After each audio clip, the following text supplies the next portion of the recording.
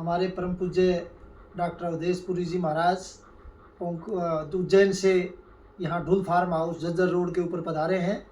और हमारे भाई पदम ढुल जी इनके अनन्य भक्त हैं। राजवीर राजान जी वरिष्ठ पत्रकार हैं, ये भी इनके बहुत पुराने इनके भक्त रहे हैं। और मुझे भी आज महाराज जी से पुनः मुलाकात का अवसर मिला और इनके विचार राष्ट्र के लिए, समाज के हित के लिए लगातार ये इस कार्य में लगे रहते हैं। अध्यात्म के साथ साथ राष्ट्र निर्माण के कार्य में और समाज को और बेहतर बनाने के लिए इन्होंने एक बहुत लंबा जीवन का संघर्ष किया है। आज इनके पावन कदम इस रोहतक शहर में आए हैं। हम इनके बहुत आभारी हैं और मैं बहुत इनका धन्यवाद करता हूं। हमारी मीडिया काउंसिल ऑफ जर्नलिस्ट भी महाराज जी के मार्गदर्शन और इनके आशीर्वाद से लगातार पत्रकारों के हित कल्याण के लिए कार्यरत है।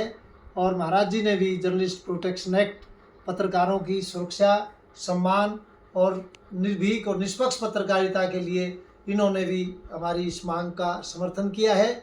और मैं उम्मीद करता हूं कि महाराज जी का जो क्रांतिकारी और समाज और राष्ट्र निर्माण का जो संदेश है ये जन जन तक पहुंचेगा और हमारा भी इस इनके भागीरथ प्रयास में हमारी भी आहुति हमेशा डलती रहेगी। मैं ऐसा महाराज जी को आश्वासन देता हूं और उम्मीद करता हूं कि हमेशा इनका सानिध्य और आशीर्वाद हमें मिलता रहेगा। बिल्कुल, बहुत सुंदर राठी जी, और निश्चित रूप से भविष्य में भी इसी प्रकार से आशीर्वाद तो बना ही रहेगा।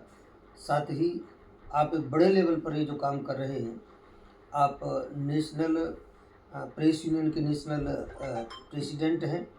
और सबसे बड़ी मैं आपसे आज एक बात कहूँगा कि आपके ऊपर माँ सरस्वती की बड़ी कृपा है, माँ शारदा का वरद हस्त है आपके ऊपर।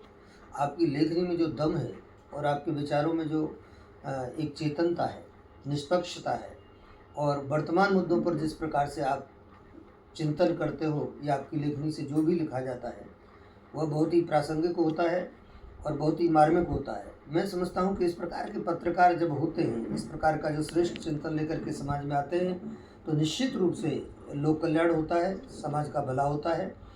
और पत्रकारों की सुरक्षा का जहाँ तक प्रश्न है तो बिल्कुल सही बात है कि पत्रकार अपनी जान हथेली पर रख कर के सामाजिक मुद्दों को उठाते हैं, वो बिल्कुल निर्भीकता के साथ उठाते हैं। तो जो अच्छे पत्रकार हैं, चिंतनशील पत्रकार हैं, वो राष्ट्र का चिंतन करते हैं, धर्म का चिंतन करते हैं, संस्कृति का चिंतन करते हैं।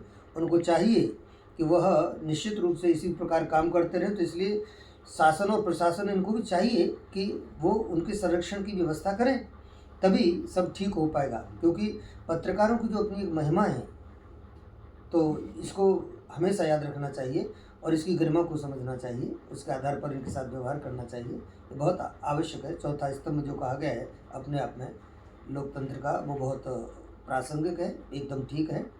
और मैं चाहता हूँ कि इस प्रकार का कुछ हो कि इनका मनोबल और बढ़े। धन्यवाद।